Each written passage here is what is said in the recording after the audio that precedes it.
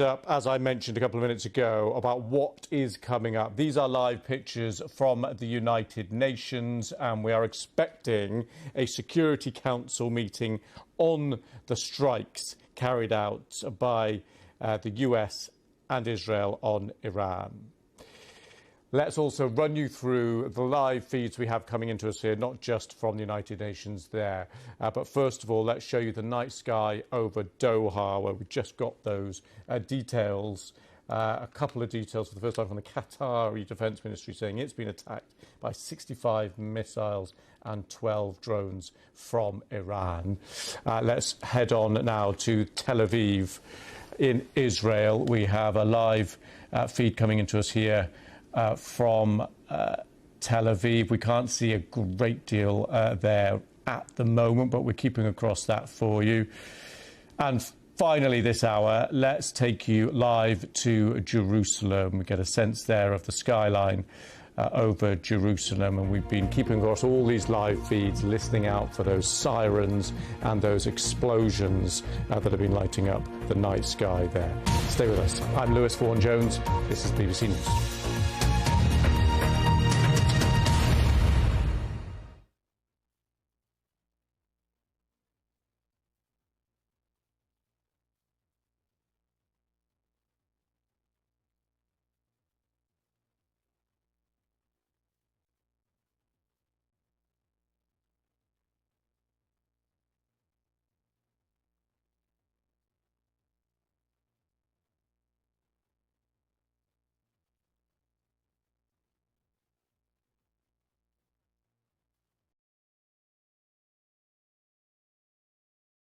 Support regime change. You Iranian citizens, don't miss this opportunity. It's once in a lifetime opportunity. Because soon there's going to be a moment that you'll have to go to the streets to complete this act and to topple this regime. And of course, there remains a lot of questions about how the Iranian people might do that. I want to bring in Jerusalem correspondent Jeremy Diamond, who's there in Tel Aviv. Jeremy, you were standing by as we were watching the missiles coming in just a few moments ago. Netanyahu is asking Iranians to take to the streets and finish this job. And again, as I was noting, there are questions around exactly how logistically they can do that. What are you hearing there in Israel? And again, what is the mood right now as this continues to evolve moment to moment? Well, let me talk to you first, Jessica, about what just took place here in Tel Aviv over the course of the last half hour or so. Multiple air raid sirens going off. My team and I witnessed, dozens, it would seem, of these missile interceptors going into the sky. But what my colleague Abir Salman, our producer here, also witnessed was one of those missiles actually making impact in the Tel Aviv area. And we saw quite a large fireball erupting when one of these missiles appears to have gotten through Israel's air defenses and slammed into an area here in or near Tel Aviv, what appears to be south of our position right now. We just got a video in actually from Israel's rescue service, Magen David Adom, which appears to show some of the aftermath of this strike. We can see a large fire, vehicles that have been severely damaged, as well as a building that was also severely damaged in this strike, and this is comes as Iran fired what appears to have been its largest barrage of ballistic missiles at Israel today, in this barrage that we saw over the course of the last half hour. And at least one of those missiles appears to have made it through Israel's air defenses and actually struck in or near the Tel Aviv area. We don't yet have any reports or assessments of casualties as a result of this, but it is perhaps the most significant strike that's taken place so far as a result of this Iranian retaliation. Now, separately, we've been talking about the news that we broke in the last hour that Iran's supreme leader has been killed by Israeli strikes today. That's according to two Israeli sources speaking with me and my colleague Tal Shalev, that the supreme leader was targeted in these strikes, and in the last several hours, Israeli officials were able to get high enough confidence to confirm that Khamenei was indeed killed.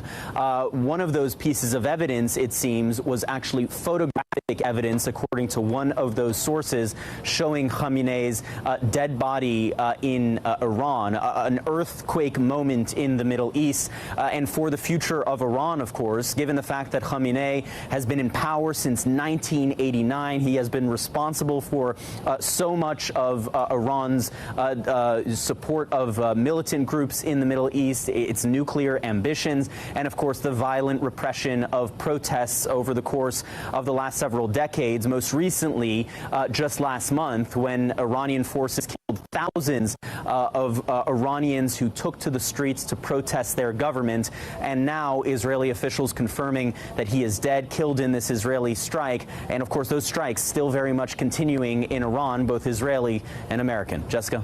Yeah, an earthquake in the Middle East, Jeremy, that is certainly the case, and we will see the continued fallout and what comes next. Please stand by. Thank you so much. I do want to go to Washington now to CNN's Natasha Bertrand. And Natasha, we're hearing more from the Trump administration about their thinking going into all of this. What more are you hearing from your sources? Yes, we did hear from a senior administration official earlier today that said that the rationale for this strike that the U.S. took at this time, at this moment, was because they had certain intelligence suggesting that the Iranians were going to be using their missiles to preemptively strike U.S. forces and assets in the region. And so the president decided that it was better to preemptively strike Iran before they could actually launch those missiles against the U.S. forces in the region. However, we're told, according to a source familiar with the intelligence, that there were no indications that the Iranians were actually going to strike first. So that kind of undercuts the administration's rationale for the immediacy of this operation. But in terms of what the U.S. forces in the region actually did earlier this morning to carry out this operation, we did receive a statement earlier today from U.S. Central Command, which detailed all of the operational elements that went into this, including prioritizing locations that they say posed an imminent threat. Again, going back to that talking point by the administration that the Iranians were preparing some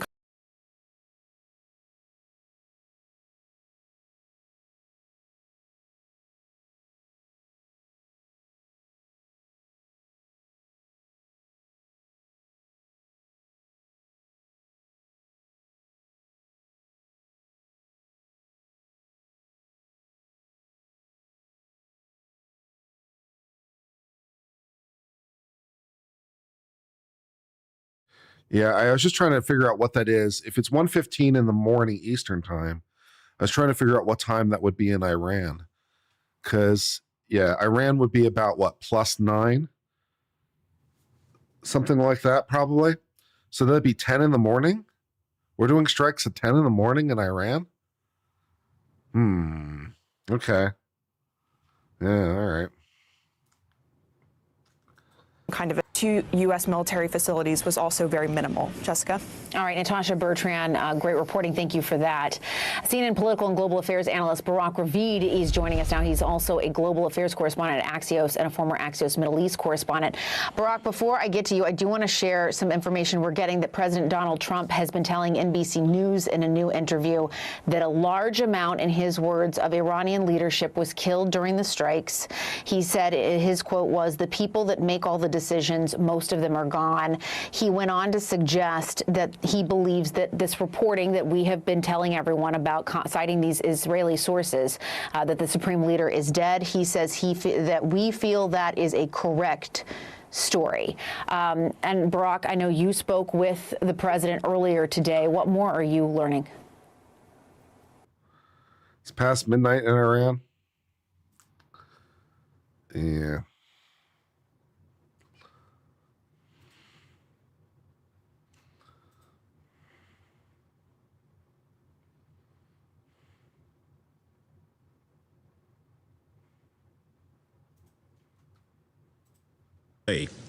The principles, the facts, and the way out. First, the principles.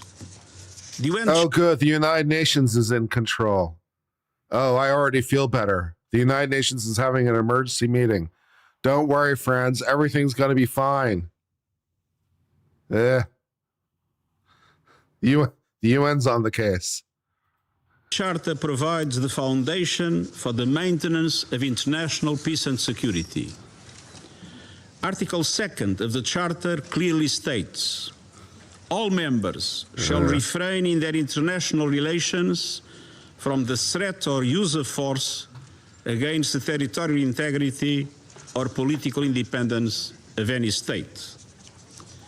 International law and international humanitarian law must always be respected.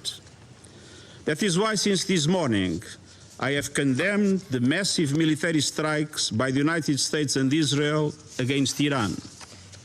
And I also condemned the subsequent attacks by Iran, violating the sovereignty and territorial integrity of Bahrain, Iraq, Jordan, Kuwait, Qatar, Saudi Arabia, and the United Arab Emirates. Wait a second. Iran attacked all those countries in retaliation? Did Iran launch strikes against 10 random countries? Why would they do that? Okay. So what they do? Just pick 10 names out of a grab bag?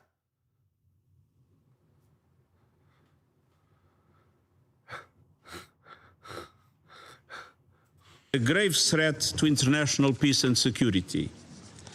Military action carries the risk of igniting a chain of events that no one can control in the most volatile region of the world. That makes a bit more sense then. All right. Let me be clear.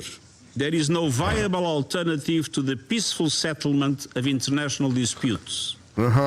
Lasting peace can only be achieved through peaceful means, including genuine dialogue and negotiations. Mr. President. I mean, if they want to attack countries with U.S. bases, just attack any country. You know, oh, my goal is to attack countries that have U.S. bases. Which country shall I pick? Any of them? Any of them will be fine. Are you sure it's because of U.S. bases? I mean, that doesn't exactly narrow it down, people. Are you sure that's what they were trying to do, strike U.S. bases? How do you know that? They could have struck anybody. Lord have mercy. Second, the facts. The situation on the ground is very fluid. There are many unconfirmed reports. Here is what we know. About 20 cities across Iran, including Tehran, Isfahan, Qom, Shahryar, and Tabriz, have reportedly been attacked. In Tehran, large explosions were reported in the district that includes the presidential palace and the compound of the supreme leader. Several high-ranking officials have reportedly been killed, including, according to Israeli sources, Iran's supreme leader, this is the Secretary General? That I'm not in a position to confirm. This guy's the Secretary General? He looks like a putz. Lord have mercy. This is the head of the UN? Oh, yeah, definitely. I'm definitely feeling the condemnation from over here. The words of the head of the UN are just running chills right up my spine. Well, I'm really, really scared. Ooh. Confirm. Iran's airspace has been closed, and then there's this the country asshole is under a near-total internet blackout. The attacks have reportedly caused significant civilian casualties. According to Iranian media, an airstrike killed at least 85 people and injured many more at a girls' school in Minab, Hormozgan province, and the school in Tehran was also reportedly hit, causing 2 deaths. Mr. President, military action is expanding rapidly across the region, creating an increasingly volatile and unpredictable situation and heightening the risk of miscalculation. According to Israeli sources, 89 people have been injured in Iran's subsequent strikes on Israel, and there were also impacts in the occupied West Bank. Iran has announced that in reaction to... What the fuck are we doing right now? What the fuck are we doing? Are we going to have a vote in the Security Council Geez, I wonder how the vote in the Security Council will turn out. I don't know. How is that what we're going to do? We're going to have some speeches and then we're going to have a vote in the Security Council. What will be the result of that vote? It's so hard to tell. Could go either way. To U.S. and Israeli airstrikes, It's targeted U.S. military assets in the region. These strikes have reportedly hit civilian areas and infrastructure in the countries that I have already mentioned. Indirect impact of falling debris was also reported in Lebanon and Syria. Most Gulf states successfully intercepted the Iranian strikes. However, the UAE reported that one civilian was killed by debris from an intercepted missile. In Iraq, there are reports of drone and missile attacks from both sides. There are also reports that Iran is closing the Strait of Hormuz for international shipping. Mr. President, the US and Israel attacks occurred following the third round of indirect talks between the US and Iran mediated by Oman. Preparations had been made for technical talks in Vienna next week, followed by a new round of political talks. I deeply regret that this opportunity of diplomacy has been squandered. Mr. President, third, the region and the world need a way out now. I call for de-escalation and an immediate cessation of hostilities. The alternative is a potential wider conflict with grave consequences for civilians and regional stability. I strongly urge all parties to return immediately to the negotiating table, notably on the Iran nuclear program. I note that I have a better idea.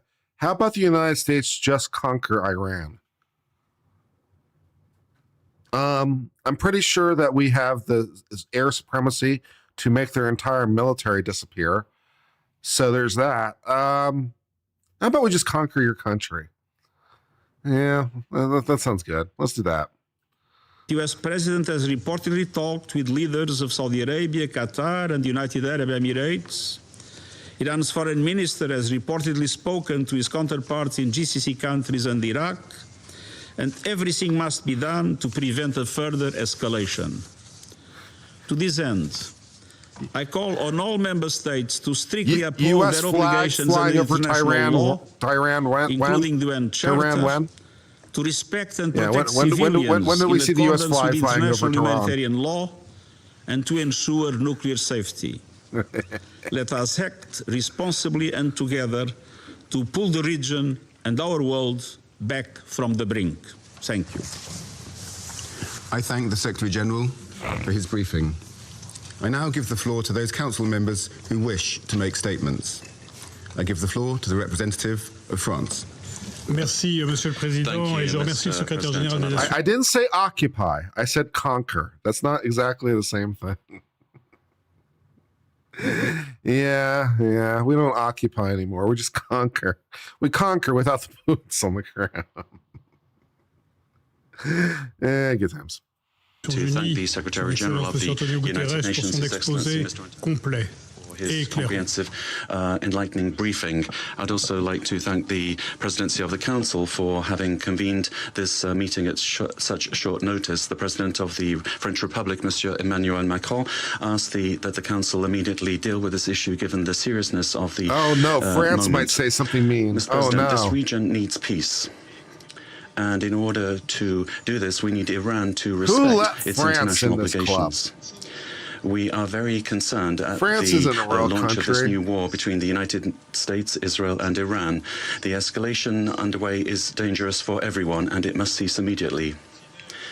Faithful to principles and attachment to the United Nations, France calls for de-escalation, and we would recall that respect for international law is the condition for stability and long-term security in the region and throughout the world. We robustly condemn the indiscriminate attacks by Iran against several countries of the region. It is essential that we ensure the protection of civilians, and we express our solidarity with the countries that have been struck: Saudi Arabia, Bahrain, the United Arab Emirates, Jordan, Kuwait, Qatar, and with our regional partners. And we are ready to deploy the means necessary to protect them if they so request. Maybe we'll conquer France we will take while all we're measures at it. necessary to ensure the security of our citizens in the Middle East. The Germans seem to have a pretty good go of it. The events I bet we could do pretty well too if we put our mind to it. In the context of the to be fair, we kind of did conquer France to throw the Germans out. Nuclear program, so maybe we could just do that again. That'd be great. And is contrary to the general guarantees system and resolutions of this council for years now. Despite the diplomatic efforts deployed by France with our partners, Iran has not taken the opportunity to conclude an agreement with regard to a peaceful settlement with regard to its nuclear program. In parallel, Iran has reduced its cooperation with the International Atomic Energy Agency, which for a long time now has not been able to guarantee the peaceful nature of the Iranian nuclear problem. For many months now, the agency has not had access to the most sensitive sites of the Iranian program. Transparency has still not been provided with regard to the Iranian stock of highly enriched at 6% uranium, which represents an amount. Do you think the U.S. ambassador could just rip a fart into a mic and call it a day? Explosive nuclear warheads. Because I think that sent a pretty good message. The situation is such and so serious that last August we launched the procedure to re-establish the Security Council sanctions in response to the clear non-respect by Iran of its commitments over and above its nuclear program. It's also the ballistic program and the regional actions taken by Iran that continue to constitute sources of major destabilization. Iran is continuing also a policy of systematic destabilization in countries of the region through the support that it provides to its regional allies, be that Hamas, Hezbollah in Lebanon, the Houthis in Yemen. Yeah, they've been doing that, that's for sure. The regime of Bashar Iran is a major Syria. supporter of terror. We remain profoundly concerned by the suffering of the Iranian people, given the systematic and brutal repression that they have suffered for many years. For several weeks now, this people has seen an unleashing of unjustifiable state violence because it had the courage to demonstrate for a better life and for freedom. The Iranian people must be able to exercise their fundamental rights and must be able to freely decide their destiny. Mr. President, on the 28th of September, resolutions of this council with regard to the Iranian nuclear program were re-established. These resolutions called upon Iran to suspend its enrichment activities of uranium, to cooperate with the IAEA. Did the UN resolutions not work? Color me shocked. The council must shocked. ensure that these resolutions are implemented, also by ensuring that the 1737 committee is functioning properly. Iran must commit finally to good faith negotiations with regard to its nuclear and ballistic program, and also with regard to its regional action. France, together with the E3, has been mobilized now for 20 years to find a negotiated diplomatic solution. The only thing that will solve this issue in a viable way, together with our partners, we showed in 2015 with the JCPOA and Resolution 2231 of this Council that it was possible to reach an agreement. Today, still, the peaceful settlement of disputes must be our priority. We feel that an agreement is possible, and that's why Iran must seriously commit to negotiations to achieve this. We will remain available together with our partners to find a robust, verifiable and lasting solution that will guarantee that Iran never has a nuclear weapon. At this serious time, I feel good with France on the case. Call for de-escalation. They're definitely going to fix it. For respect of international law. That's and great, search France. for a negotiated solution in order to re-establish lasting peace in the region. Thank you. I thank the representative of France for the statement, and I give the floor to the representative France, of Germany, Bahrain. and Italy. Okay. Thank you, President. At the outset, I would like to thank the Italians. United Kingdom Oh, yeah, that's going to help. for heeding our call and for inviting to this session at this important moment. I also extend our appreciation to His Excellency the Secretary General for his briefing and for the information regarding the recent events and their repercussions on regional and international peace and security. Mr. President, my country never expected... Bahrain? My country, which Bahrain is gets to be part of the Security Council? a champion of peace and coexistence. Never expected to be targeted by wanton aggressions without any justification. Zoomer here. Every time we destroy one of our enemies without huge negative externalities, my country a little bit of condemns the missile attacks Fair enough. targeting vital facilities and residential areas inside the Kingdom of Bahrain on Saturday. They were launched by the Islamic Republic of Iran, which confirmed its responsibility for these cowardly attacks. These attacks are a violation of our sovereignty and territorial integrity and the safety of our people, and they represent an indirect and unjustified attack that violates flagrantly international law. Does Bahrain even have a military? It is also a grave threat to international and regional peace and security. The Kingdom of Bahrain strongly condemns these acts of aggression, which represent an unprecedented escalation. We reaffirm that targeting our territories, our vital facilities and residential buildings is a hostile act that is rejected, and we will deal with it firmly. Mr. President, the Kingdom of Bahrain is today under attack that are part of the missile attacks targeting several sisterly states in the region in recent hours, including the United Arab Emirates, the State of Kuwait, the State of Qatar, the Kingdom of Saudi Arabia, besides targeting sites in Jordan and in the Syrian Arab Republic. These grave developments reflect an escalatory pattern targeting our collective Bahrain security. being the naval command base for the U.S. Navy, the Kingdom of Fifth Bahrain Fleet, reaffirms is not that the same these thing attacks represent as them having a military. Violation That's them having our military. To threat that or is use not the force same against thing. the territorial integrity of states as per paragraph 4 of Article 2 of the UN They've got Charter. the Fifth Fleet. You mean they've got our Fifth Fleet? Oh, that's super wonderful. We hold the government of Iran fully responsible for these attacks, and the Kingdom rejects any justifications or explanations aiming at justifying these hostile activities or to violate international law. We reaffirm our steadfast commitment to the principles and purposes of the UN Charter, and we reserve our full and inherent right to answer in a commensurate manner with the scope of these attacks and to take all measures necessary to re-establish our security, safety, to protect our territories, our citizens and our residents, according to Article 151 of the UN Charter and pursuant to international law in coordination with our partners and allies. Mr. President, the Kingdom of Bahrain calls upon the Security Council to shoulder its responsibilities in confronting these grave violations. How do they get these guys to come in at 4 o'clock in the afternoon on a Saturday? That's what I want to know right now. They were actually able to get these guys in on a weekend? Yeah, Lord. To adopting a firm position to end these hostilities, to condemn them and prevent their recurrence in a way that guarantees regional and international peace and security. Allow me now to deliver this statement on behalf of the GCC countries, the United Arab Emirates, the Kingdom of Saudi Arabia, the Sultanate of Oman, the State of Qatar, the State of Kuwait, and my country, the Kingdom of Bahrain, as well as on behalf of the Kingdom of Jordan and the Syrian Arab Republic.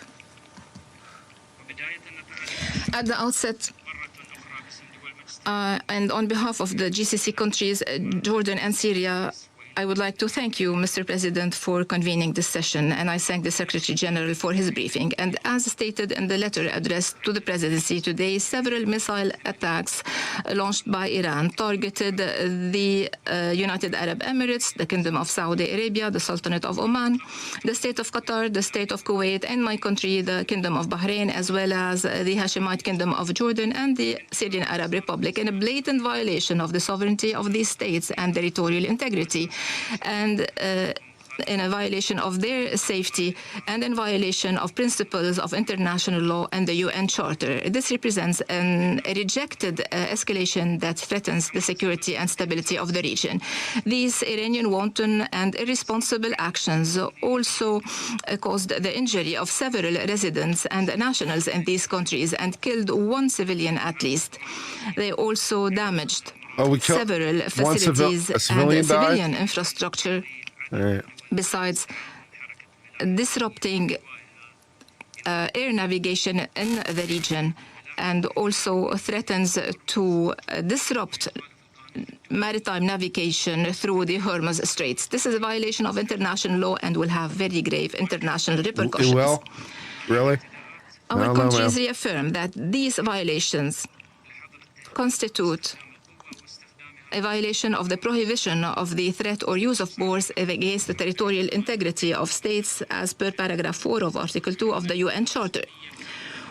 We hold the government of Iran fully responsible for these attacks, and we reject any justifications or explanations to justify this hostile behavior or to manipulate rules of international law. We reaffirm that Article 51 of the Charter does not justify in any way these cowardly attacks. GCC countries strongly condemn and denounce this Iranian wanton aggression, and we reaffirm that targeting civilians and civilian infrastructure is condemned and rejected by all international and human standards. We reiterate our full solidarity with the sisterly countries that were targeted, and we stress that the security of the sisterly countries are part and parcel of our security, and that targeting any of these states means or represent a threat to the security and stability of the whole region, and we warn against the repercussions of this refused escalation. Mr. President, these Iranian attacks are not compatible with the good neighborliness principles, and they cannot be accepted in any way. We strongly reject using the territories of the countries of the region as a scene to score points or to expand the conflict, following the efforts made by the GCC countries, Jordan, and the region as a whole in order to facilitate dialogue between Iran and the international community in order to settle the US hasn't differences spoken yet. in peaceful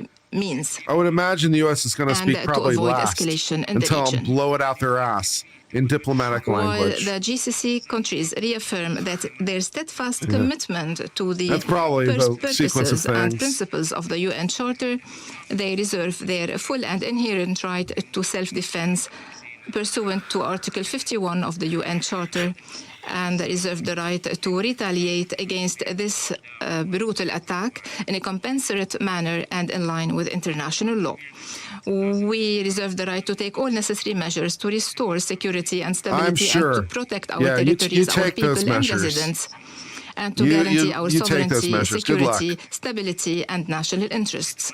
Mr. President, in conclusion, the GCC countries appreciate all the positions supporting our sovereignty and security. We call upon the Security Council to shoulder all its responsibilities in confronting these grave Iranian violations and to take a firm stance condemning and refusing these unjustified and irresponsible attacks and preventing their recurrence in a way that guarantees regional and international stability and security. We call for containing this crisis to preserve the stability and security of the region, to protect its peoples, and to avoid a wider confrontation. Thank you, President. I thank the representative of Bahrain for the statement. I now give the floor to the representative of the Russian Federation. Oh, what does Russia have to say? Mr. President, we'd like to thank the Secretary General for his briefing. First of all, I wish to express our firm rejection of the fact that the presidency today, that the meeting today is taking place under the agenda item, the situation in the Middle East. We wish to recall that Russia and China requested that it be held under the agenda item threats to international peace and security. That request was also contained in the relevant letter of the Iranian colleagues. The aggression that Iran has been subjected to today threatens to lead to escalation in an already escalated region, and it could go far beyond its borders.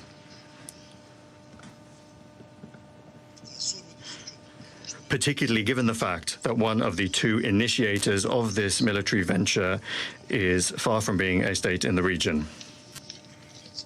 Attempts by the British presidency to artificially downplay the degree of danger of the current situation. Let's see what other coverage there is other than UN. There's going to be a lot, blah, blah, blah, that doesn't mean anything. Let's see what else is going on. Several senior Iranian leaders, they say, have been killed in these attacks. Several senior officials were killed. One of them is Mohammad Fakhur, the commander of the Revolutionary Guard, Khatam al-Khasabi, the intel officer, Haziz el-Arasteh, the Minister of Defense, Hassin Jabal Amelian, the chair of the Safanad organization responsible for the military and defense industries, Raza Masfarnia, the former chair of Masfarnia, Ali Samkhani, the consultant to Khamenei on defense issues, and Mohammad Shirazi, the head of the military bureau of Khamenei since 1989. So, want to give you a heads up, as I mentioned a couple of minutes ago, about what is coming up. These are live pictures from the United Nations, and we are expecting a Security Council meeting on the strikes carried out by the US and Israel on Iran. Let's also run you through the live feeds we have coming into us here, not just from the United Nations there. But first of all, let's show you... against Iran at the very height of negotiations, just as they did. Okay, so the BBC is covering the UN too. What else we got other than more UN? So Russia's still talking. Let's see. What's Fox News talking about? Fox News is covering the UN. It's all UN right now, isn't it? Okay, what did the British Prime Minister say about this? God help me. All right, let's listen to the British Prime Minister. Fuck my life. Earlier this morning, the United States and Israel struck targets in Iran. Iran has since launched indiscriminate strikes across the region. I know the British people and communities across our country will be deeply concerned about what this means for security and stability, and for the fate of innocent people across the region, which for so many of us includes friends and family members. So whilst the situation is evolving very quickly, I want to set out our response. The United Kingdom played no role in these strikes. But we have long been clear. The regime in Iran is utterly abhorrent. They have murdered thousands of their own people, brutally crushed dissent, and sought to destabilize the region. Even in the United Kingdom, the Iranian regime poses a direct threat to dissidents and to the Jewish community. Over the last year alone, they have backed more than 20 potentially lethal attacks on UK soil. So it is clear they must never be allowed to develop a nuclear weapon. That remains the primary aim of the United Kingdom and our allies, including the US. I condemn Iran's attacks today on partners across the region. many of which are not parties to this conflict. We extend our support and solidarity to them as part of our commitments to the security of our allies in the Middle East. We have a range of defensive capabilities in the region, which we've recently strengthened.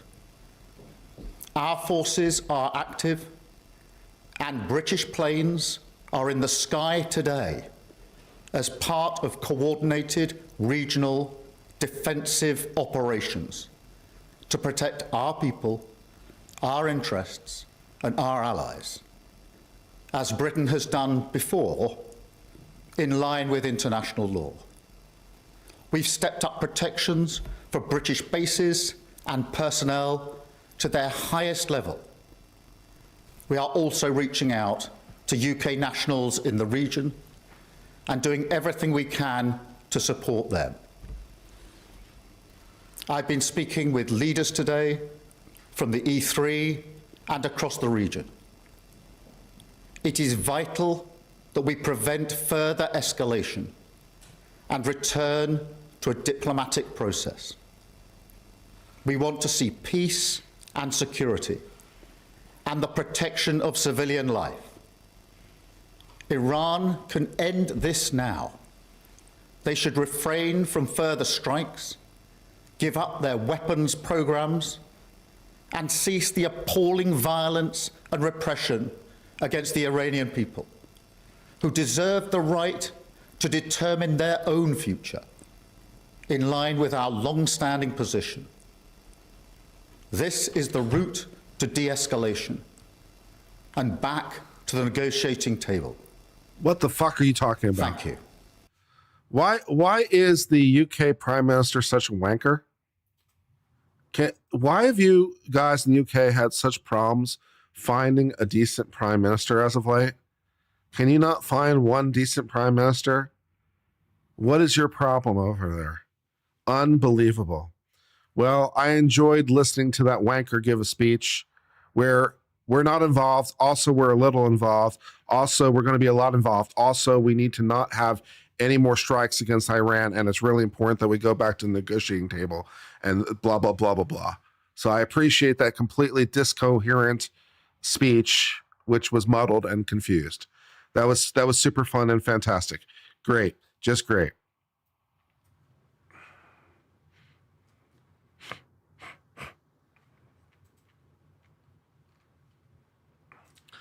Hey, our leader in the U.S. is fine. Our leader in the U.S. actually has balls. The U.K. apparently doesn't have balls. We had 14 different attacks on our soil that were Iran sponsored, but we didn't do anything. And we weren't involved in this. It's really important for you guys to know that. And we want peace table. At least our leader has the balls to slap the dick out of Iran's mouth. Not so much for you guys. We got that going for us. Trump posted on Truth. Bush Sr. was a great leader. Yeah, Bush Sr. was great, and he's like one of the most qualified people in our lifetime. He did not get enough love. But yeah, Bush Sr. was fantastic. Yeah. But I like Trump. So it's okay by me. All right. What are we doing over here? Is Russia still speaking? The principles, the facts, and the way out. First, the principles. The UN Charter provides the foundation for the maintenance of international peace and security. Article 2 of the Charter clearly states, all members shall refrain in their international relations from the threat or use of force against the territorial integrity or political independence of any state. International law and international humanitarian law must always be respected. That is why, since this morning, I have condemned the massive military strikes by the United States and Israel against Iran. And I also condemn the subsequent attacks by Iran, violating the sovereignty and territorial integrity of Bahrain, Iraq, Jordan, Kuwait, Qatar, Saudi Arabia, and the United Arab Emirates. We are witnessing a grave threat to international peace and security. Military action carries the risk of igniting a chain of events that no one can control. I'm sorry. In the most volatile region. I'm sorry. Is Russia giving a speech about the dangers of military action right now? Okay. Of the world. Let me be clear. There is no viable alternative to the peaceful settlement of international disputes. Lasting peace can only be achieved through peaceful means, including genuine dialogue and negotiations. Mr. President, second, the facts. The situation on the ground is very fluid. There are many unconfirmed reports. Here is what we know. About 20 cities across Iran, including Tehran, Isfahan, Qom, Shahryar, and Tabriz, have reportedly been attacked. In Tehran, large explosions were reported in the district that includes the presidential palace and the compound of the supreme leader. Several high-ranking officials have reportedly been killed, that is Secretary General. Sorry. including, according to his... We would also like to thank Okay, yeah, sorry, we weren't live. That was the Secretary General from earlier. I got confused. Sorry, that was the Secretary General, not Russia. I'm sorry, Colombia is now speaking. Colombia speaking. Okay, Colombia, what you got? Secretary General for the information shared, and we welcome the delegations participating at this meeting. Colombia is taking the floor guided by an essential conviction. The protection of human life must always be at the heart of international decisions. And we're also equally convinced that the United Nations Charter is binding. Colombia reaffirms its unequivocal defense of international law and of the purposes and principles of the Charter, international peace and security, the peaceful settlement of disputes, the prohibition of the use or the threat of the use of force, the sovereign equality of states, respect for the sovereignty, territorial integrity, and political independence of all states, and non-intervention. Mr. President, we are facing a serious military escalation that threatens to spill over into a regional confrontation with unpredictable consequences. The use of... Well, you're not part of the region, so I'm not sure why it matters to you, but all right. Force and the logic of reprisals are... Yeah, geography note. Colombia is not particularly near Iran. Yeah. Substituting diplomacy, dialogue, and law. In the face of this alarming situation, we condemn any military action that is contrary to the Charter, wherever it comes from. Our country has been consistent in this organization and in this council. No state may unilaterally claim the right to attack another in order to impose regime change. And that principle does not depend on who the actor is, as it is a pillar of the international order. The prohibition of the use or threat of force enshrined in the Charter does not admit selective interpretations. You don't think I know shit about geopolitics? Well, I'm just taking them at what they said. Colombia said it was a threat to regional security. And since Colombia isn't part of the region, from the very logic of what they said, they don't have an interest in this. Because they said regional security, and they're not part of the region. So I'm not sure how much I have to understand about geopolitics to analyze the literal words the person from Colombia said. How much knowledge of geopolitics do I have to be to interpret the literal words? I feel like I'm doing okay. When that principle is violated, international security does not prevail. The law of the strongest takes over. When force replaces law, the international order is weakened. I know that Colombia is not part of the region. Pretty sure about that one. I know that. Yeah. Barbarism takes its place, and the first to lose are civilians. Colombia condemns the attacks and expresses solidarity with the peoples of Bahrain, Qatar, the UAE, Saudi Arabia, Jordan, and Kuwait. Colombia expresses its I'm making it way too easy. How am I making it too easy? All right, as you see there, we've been listening into the UN Security Council. How am I making it too easy? She literally said, look, she literally said, Iran, this could be a threat to regional security.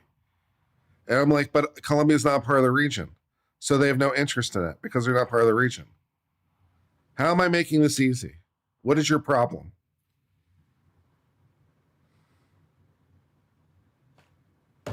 Colombia is not near Iran.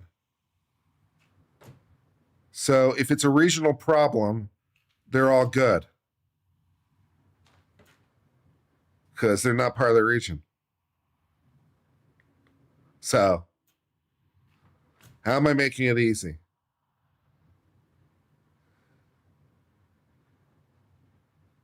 They can still express their opinion on it?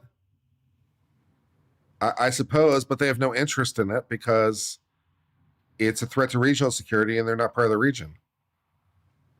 So, they have no interest in it. The U.S. is not near Iran? Well, it depends on how you count such things. The United States has military bases all over the place, and the United States is a global superpower. So depending on how you count it, the U.S. is near Iran. Also, the U.S. isn't talking about regional issues. The U.S. isn't saying it's a threat to the region. Or they're saying other things. So my logic is might make right. No. I don't know what we're arguing about.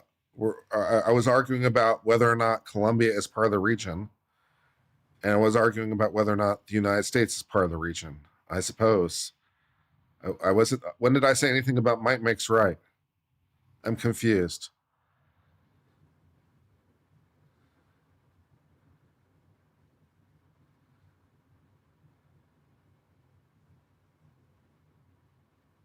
Yeah. The U.S. cares because the U.S. has decided that its interests are everywhere and has bases everywhere. So that's why it's the U.S. has interests. And also, Iran is a global source of terror. They have major terrorist sponsors. So, yeah.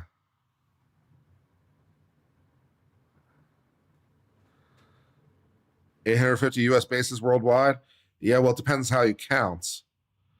But yes, sure, 850. Sounds plausible. You could probably get a few more out of it depending on how you count them. But yeah, we're kind of everywhere. Yep. It's a lot. We also spend more on our military than something like the next 8 countries combined. So there's that. Yeah.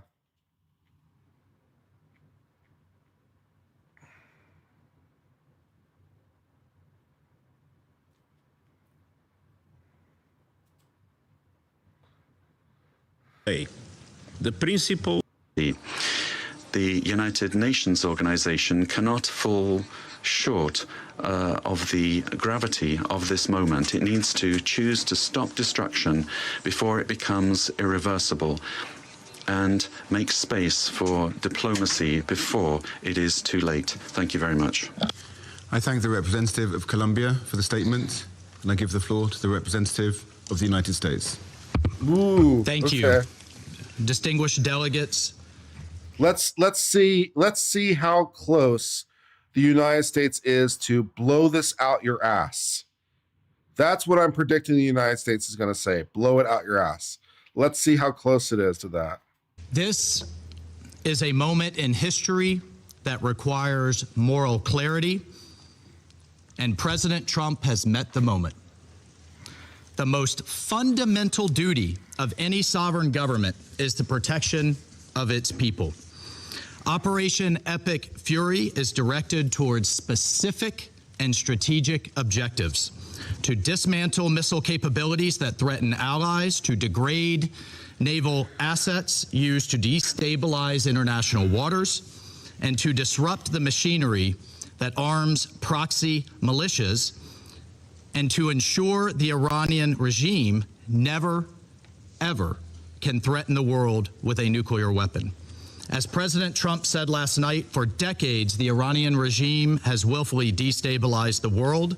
It has killed American forces and citizens, threatened regional allies, and jeopardized the security of international shipping upon which the world depends. Speculation, we know this to be true, and our men and women have paid for the actions of this regime and the IRGC with their lives. I don't have unbridled support of Trump. That's just not factually correct. I don't have unbridled support of Trump. I have disagreed with Trump from time to time on any number of issues, legally and politically. I don't have unbridled support. Do you watch my channel?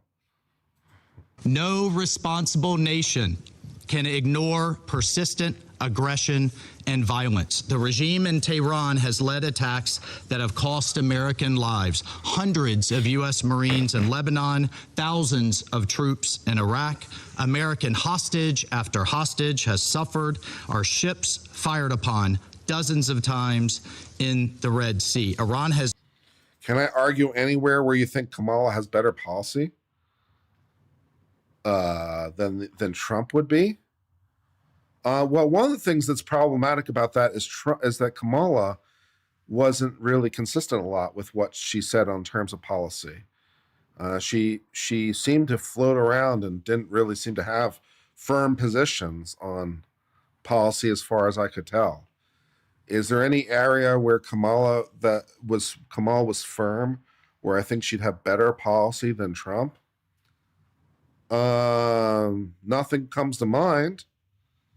Yeah. Has armed and financed militant or powerful governments and destabilize an already fragile region. Iran's continued pursuit of advanced missile capabilities, coupled with its refusal to abandon nuclear ambitions despite diplomatic opportunities, presents a grave and mounting danger. The international community has long affirmed a simple and necessary principle: Iran cannot have a nuclear weapon. That principle is not a matter of politics, it's a matter of global security. And to that end, the United States is taking lawful actions.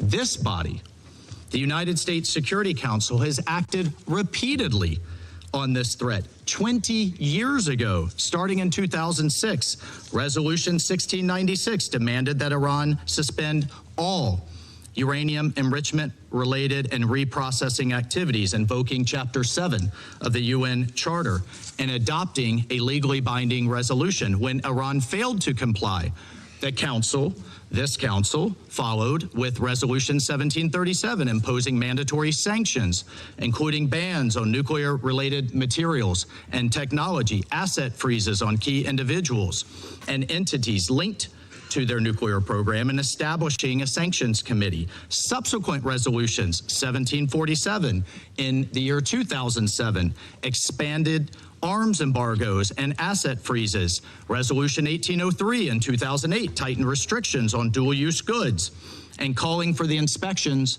of Iranian cargo. Resolution 1835 in 2008 reaffirmed the need for full compliance. And Resolution 1927 in 2010. $5 from Dark Logic. At least some chatters are having a knee-jerk reaction to realpolitik.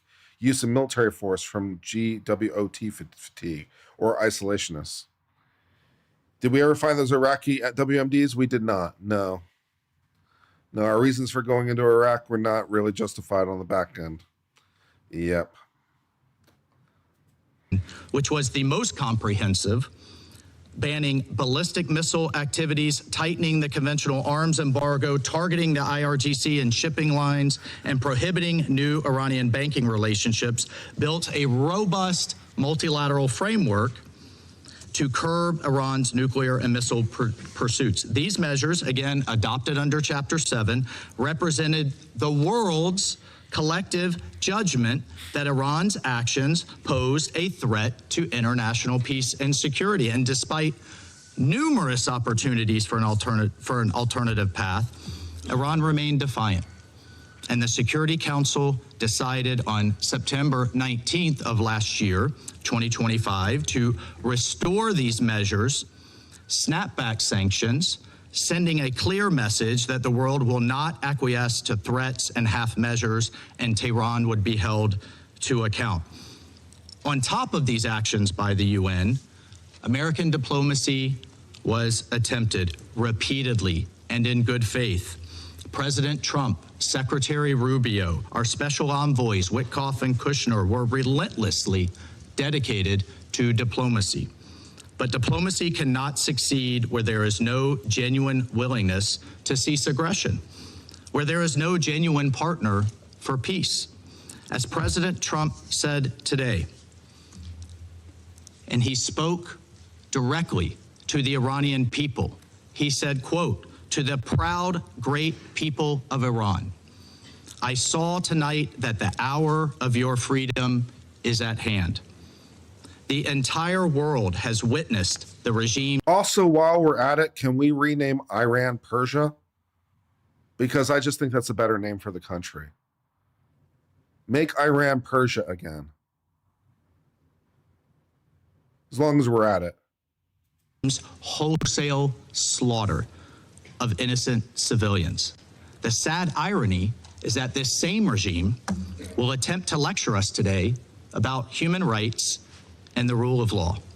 Its presence here in this council makes a mockery of this body. But where the UN lacks moral clarity, the United States of America will maintain it. Indiscriminate and unprovoked attacks by the Iranian regime today against our regional partners, Kuwait, the United Arab Emirates, Bahrain, Qatar, Jordan, and others, reinforce precisely why such actions are necessary. The regime has not only struck military assets, but civilian infrastructure as well. Those who stand with us must know that their security is not negotiable. The safety of our allies is not conditional. It is assured. The bottom line is this, colleagues. Our allies and partners can count on the United States and can count on President Trump. Colleagues, peace is not preserved by appeasing those who threaten it. Peace is preserved through strength in the face of terror. History has taught us that the cost of inaction is far greater than the burden of decisive action. And our president, President Trump, has taken that decisive action today. I thank you. I thank the representative of the United States for the statement, and I give the floor to the representative of Denmark. Thank you, Mr. President, and thank you to the UK presidency for give us Greenland. Convening the Council for this urgent meeting following the latest developments in the Middle East. I also wish to thank the Secretary General for his statement. Today's developments are deeply concerning and pose the risk of further destabilizing an already volatile situation at a time of heightened tensions in the Middle East. Mr. President, let me reiterate our deep concern over Iran's unacceptable behavior related to its nuclear program, its ballistic missiles, its destabilizing activities in the region and beyond, and its violent crackdown and repression against its own people. As a consequence, the European Union, with Denmark's active support, has adopted strong sanctions against Iran, just like we have always been promoting diplomatic efforts to address the nuclear and ballistic missile programs through a negotiated solution. I also wish to express Denmark's condemnation of Iran's attacks today on countries of the region. This must stop immediately. We express our full solidarity with partners in the region under attack. Mr. President, at this critical juncture, de-escalation is imperative. A broader regional escalation would have devastating consequences for the Middle East and for international peace and security. We call for maximum restraint and respect for international law, including international humanitarian law. What is needed is for diplomatic efforts to reduce tension and for the negotiations to resume in good faith as the only viable, lasting solution to the Iranian nuclear issue. Iran must never be allowed to develop or acquire a nuclear weapon. This is essential for regional and international security.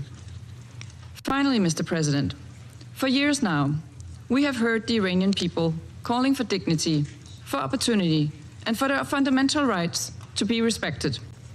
For too long, authorities in Tehran $5 from Matthew Felty, who said, I spent $2 to Lookner to let him know Waltz was speaking. Only fair to send you a 5. Thanks. And then Dark Logic said, Kurt, we found 5,000 chemical weapon WMDs between 2004 and 2011 per the Times and Pentagon. 7 American service members were exposed to nerve agents. Well, thank you for that information. I appreciate it. My groceries are almost here. I'm getting chicken soup ingredients today. I was thinking about doing a Cooking with Kurt episode and making chicken soup. So my chicken soup stuff is almost here. So that's exciting. Have failed to heed these calls. We call on Iran to refrain from further attacks, give up their weapons programs, and to meaningfully engage with the international community in a manner consistent with its international obligations and the will and aspirations of its own citizens. I thank you.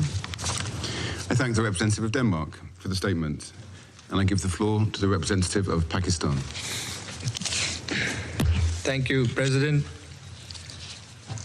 I would like to thank the Secretary General for his sobering presentation and assessment of the unfolding situation in the Middle East after concerning developments in the region. We concur with his view that there is no viable alternative to a peaceful settlement. President, Pakistan condemns the initiation of unwarranted attacks against the Islamic Republic of Iran in violation of international law. Yet again, these attacks come at a time when renewed diplomatic efforts were underway to reach a peaceful and negotiated solution. Such a course of action will undermine the peace and stability of the entire region with far-reaching consequences. Pakistan also condemns the attacks against the Kingdom of Saudi Arabia, Bahrain, Jordan, Kuwait, Qatar, and the United Arab Emirates, and stands in solidarity with all these brotherly countries and underscores the need to exercise maximum restraint. This is extremely unfortunate since several brotherly Arab countries were in fact supporting dialogue and emphasizing the need to avoid escalation. We particularly laud Oman's role in facilitating and mediating dialogue between Iran and the United States. These unprovoked attacks, therefore, constitute blatant violations of the sovereignty of the brotherly Gulf states. Pakistan also condemns the unfortunate death of a Pakistani national in the UAE during this dastardly attack. Dastardly, that's word choice. We urge all sides to refrain from any further actions that may undermine the security and territorial integrity of other regional countries. President, we regret the fact that diplomacy has once again been derailed as these attacks have happened right in the middle of negotiations. These military actions undermine dialogue and further erode trust that was already in short supply. We offer our condolences and sympathies to civilians caught in the middle of these violent acts. Our thoughts go out to the school children in Iran and many civilians elsewhere, and the family of the Pakistani national who was killed during attacks on the United Arab Emirates earlier today. President, the purposes and principles of the UN Charter are inviolable and sacrosanct. The Charter prohibits threat or use of force against territorial integrity or political independence of states. Pakistan reiterates the call for full respect for international law, including the UN Charter, as well as the international humanitarian law. We are deeply alarmed at the risk of regional conflagration. Safety and well-being of millions of our compatriots in the countries of the region is also top priority for Pakistan. Pakistan is maintaining close contact and coordination with brotherly neighboring countries, including at the leadership level. We are ready to extend our support towards peaceful resolution of outstanding issues. Pakistan has consistently advocated the primacy of peaceful settlement of disputes and the imperative of avoiding confrontation and conflict in a region already beset by tensions and volatility, as the Secretary General has also noted. Diplomacy and dialogue should be the guiding principles for achieving negotiated settlement of all contentious issues in accordance with the rights, obligations, and responsibilities of the parties concerned. Pakistan calls on all sides to immediately halt escalation and urgently resume diplomacy with a view to achieving a peaceful, negotiated resolution to this crisis. Thank you so much. I thank the representative of Pakistan for the statement, and I give the floor to the representative of Greece. Thank you, Mr. President, for convening this meeting at such a short notice. I would like also to thank the Secretary General for his briefing and his messages on respecting the principles of the UN Charter and his calling on de-escalation and a peaceful settlement of the situation. Mr. President, we express our deep concern following today's escalation. Our aim should be to return to substantial negotiations towards a peaceful settlement in line with international law and the UN Charter. As the Council meets in this critical moment, we would like to stress the following. First, restraint is imperative. The risk for a wider regional confrontation with potentially grave consequences for international peace and security is real. Absent a swift diplomatic solution, we might now face the consequences of prolonged crisis. All parties must therefore exercise restraint, prevent a further spiral of violence, and work urgently to reopen credible channels of dialogue. Our Prime Minister and Minister for Foreign Affairs are in constant contact with our partners in the region. We strongly condemn the Iranian strikes in Bahrain, Jordan, Kuwait, Qatar, Saudi Arabia, and the United Arab Emirates. Second, Greece has consistently expressed its strong concern regarding Iran's nuclear program. Iran must never be allowed to acquire a nuclear weapon. The accumulation of significant quantities of uranium enriched up to 60% by a non-nuclear weapon state raises serious proliferation concerns and has no credible civilian justification. Full cooperation with the IAEA and strict adherence to international obligations are indispensable. It is widely believed that strong, permanent and verifiable oversight on Iran's nuclear and ballistic programs is a precondition for stability in the region. Diplomacy, grounded in verification and transparency, remains the only sustainable path forward. Third, Maritime security in the Gulf, the Straits of Hormuz, and the Red Sea must be fully respected by all sides. Even more now, of all times, stability is of the utmost importance. We urge Iran and its allies in the region to refrain from any retaliatory action that could endanger freedom of navigation, threaten commercial shipping, or further destabilize global energy and trade flows, constituting a blatant violation of the international law of the sea as reflected in UNCLOS. Fourth, the protection of civilians and respect for international law must remain absolute priorities. Adherence by all member states to the UN Charter, international humanitarian law, and human rights law becomes even more critical. Civilians must not bear the cost of military escalation. The humanitarian consequences of further confrontation could be severe. In closing, Mr. President, the stakes for regional and global peace are exceptionally high. We urge Iran to immediately engage in meaningful and good faith negotiations with a view to achieving a durable, negotiated solution. Dialogue and diplomatic engagement aimed at restoring stability and providing credible security assurances for all concerned must prevail. Failure is not an option. I thank you. I thank the representative of Greece for the statement, and I give the floor to the representative of Somalia. Somalia has something to say about this? This should be real fucking good. I have the honor to deliver this statement on behalf of the A3 members of the Security Council, namely the Democratic Republic of the Congo. Oh, the Congo Liberia, also wants to add some thoughts. And my own country, Somalia. Okay. We thank the presidency for promptly convening this emergency meeting on the situation in the Middle East. The A3 thanks the Secretary General for his thorough update on this worrying and rapidly evolving development in the Middle East and its implications on international peace and security.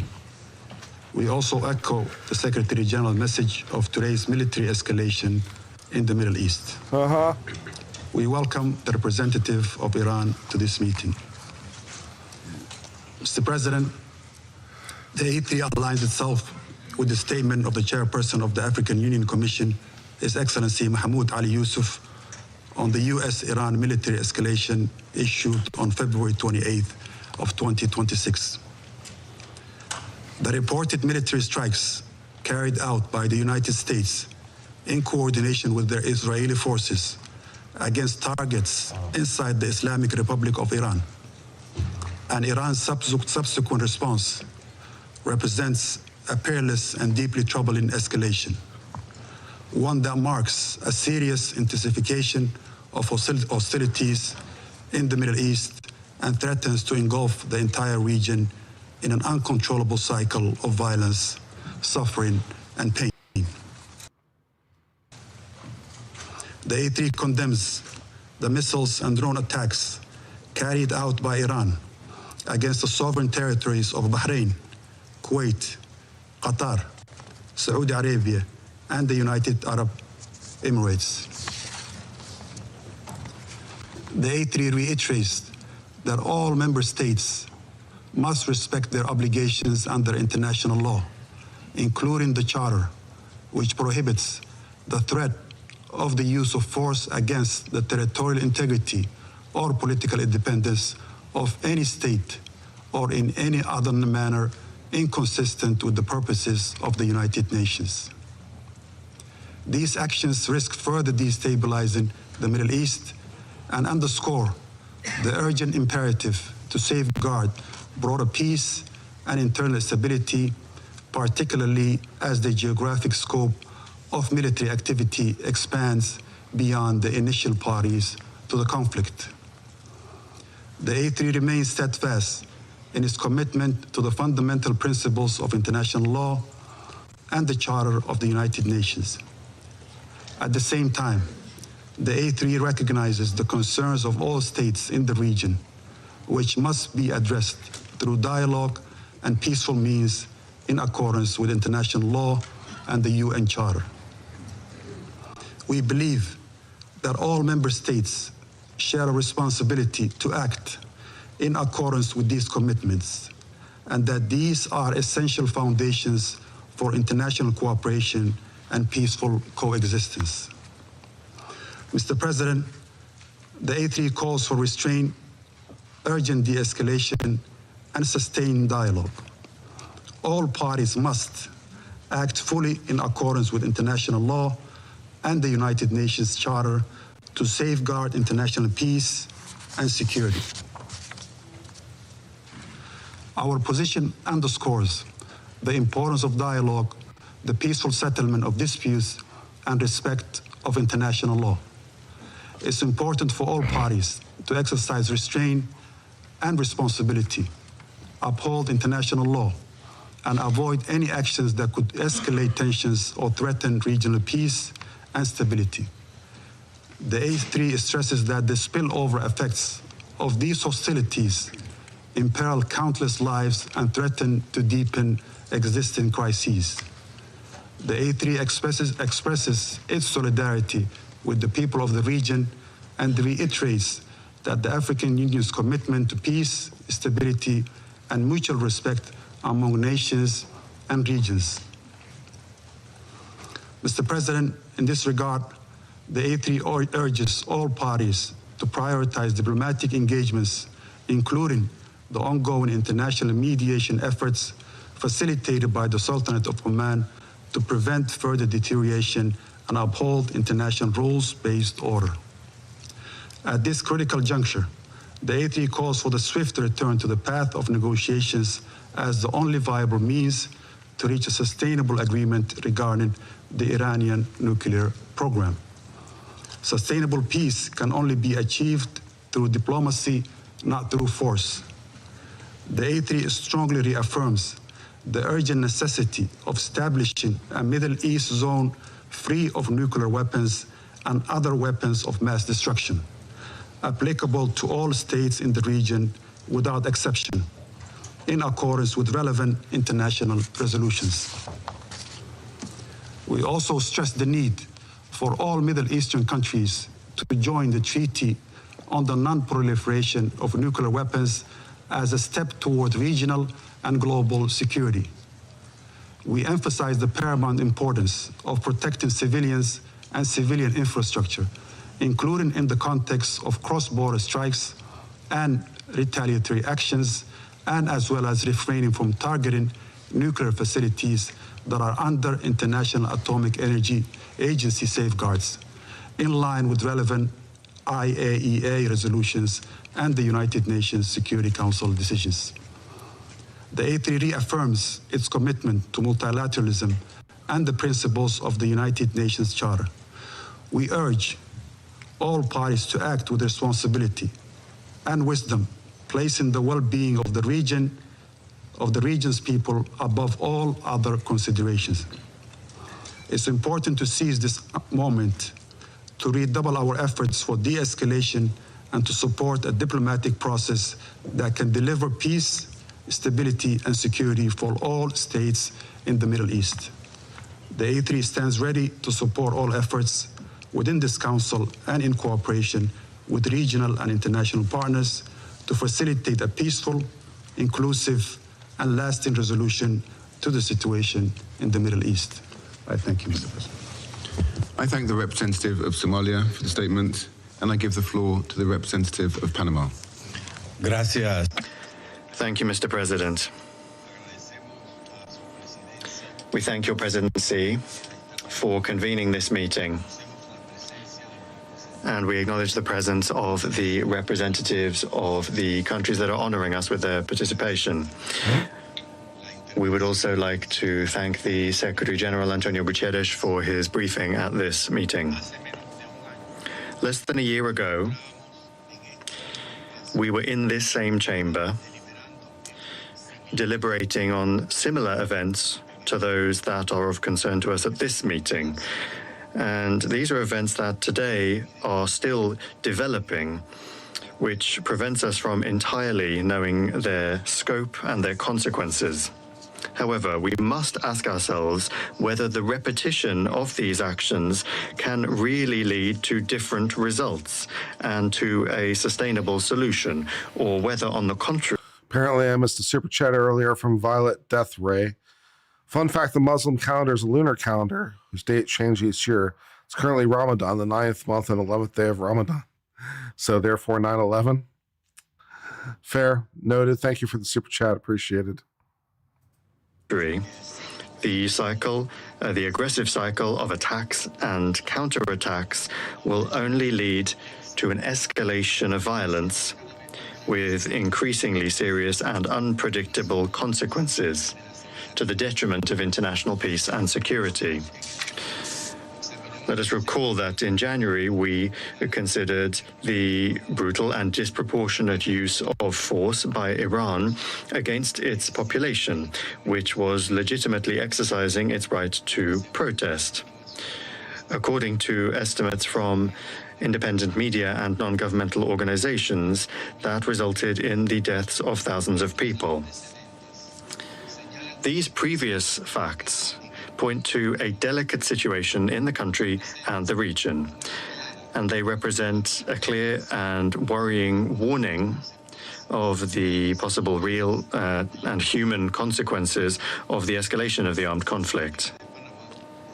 The Republic of Panama notes with grave concern the severity of recent events, which could trigger a regional conflict with serious direct repercussions on neighboring countries, such as those that have just been suffered by Bahrain, the United Arab Emirates, Qatar, Kuwait, Jordan, and Saudi Arabia, which Panama considers to be lamentable.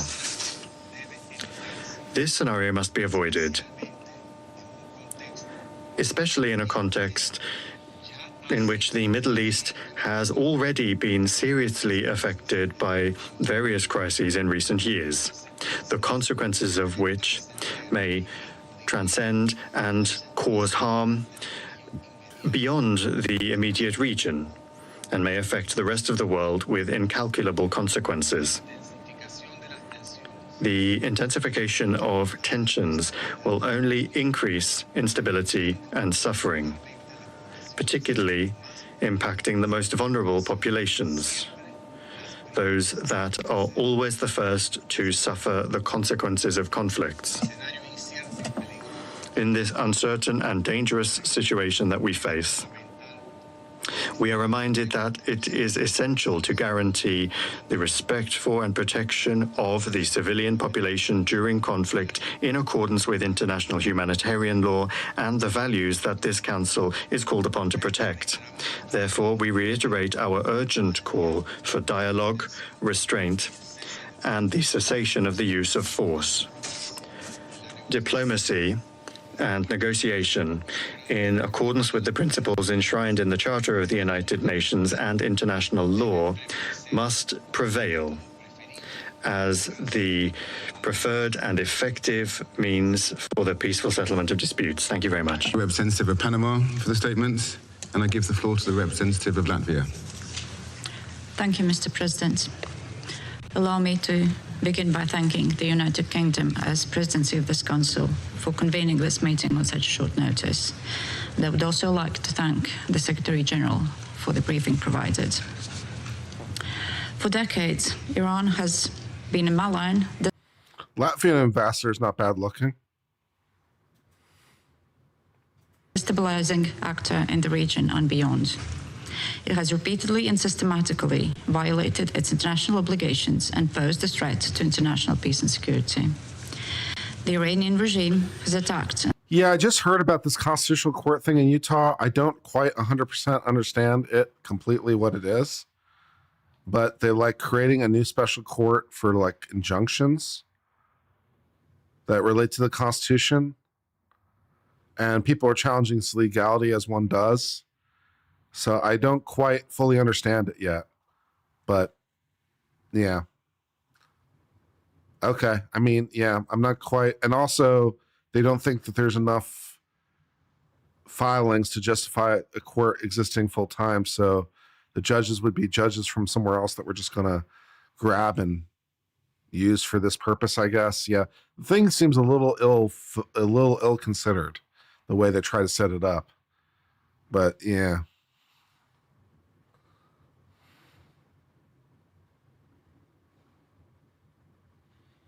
She's a 3? Yeah, she's pretty good. I mean, she's a little older, but she's, for her, and then once you factor her age out of the equation, yeah.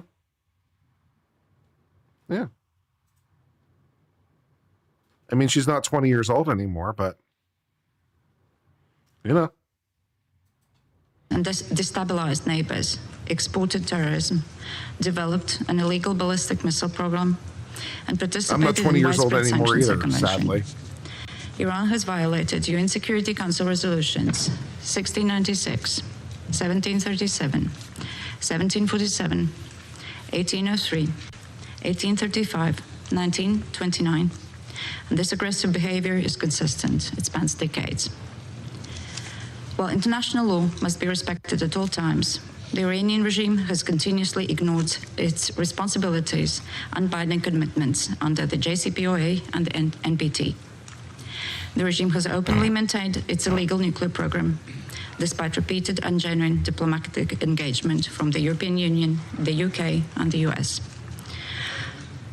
The IAEA Board of Governors has confirmed over the last 8 months that Iran is failing to engage and to grant monitors access to installations. And this is unacceptable. Iran must cease its illegal nuclear program, comply with its international obligations, and return to the negotiating table. For decades, Iran has maintained terror as its modus operandi. Iran has supported, armed, financed, and trained terrorist groups such as Hamas, Hezbollah, and the Houthis. It has enabled and emboldened attacks against countries near and afar. It has caused the death of thousands of civilians. It has promoted radicalization and the spread of terrorism, and undermined global energy and maritime security. Beyond the Middle East, Iran has directly supported Russia's war of aggression in Ukraine. More than 50,000 of the same Iranian Shahed drones, now striking numerous countries in the Middle East, have been transferred by Iran to Russia. Iranian weapons, Iranian technology have contributed to killing thousands of innocent Ukrainians. And like Russia in Ukraine, Iran is now bringing terror to innocent civilians in the Gulf countries. Latvia stands with the brave people of Iran. Brave people that have endured so much. Decades of brutality and repression. Recently, this council met to address the atrocities perpetrated by the Islamic regime against its own people in the streets of Iran.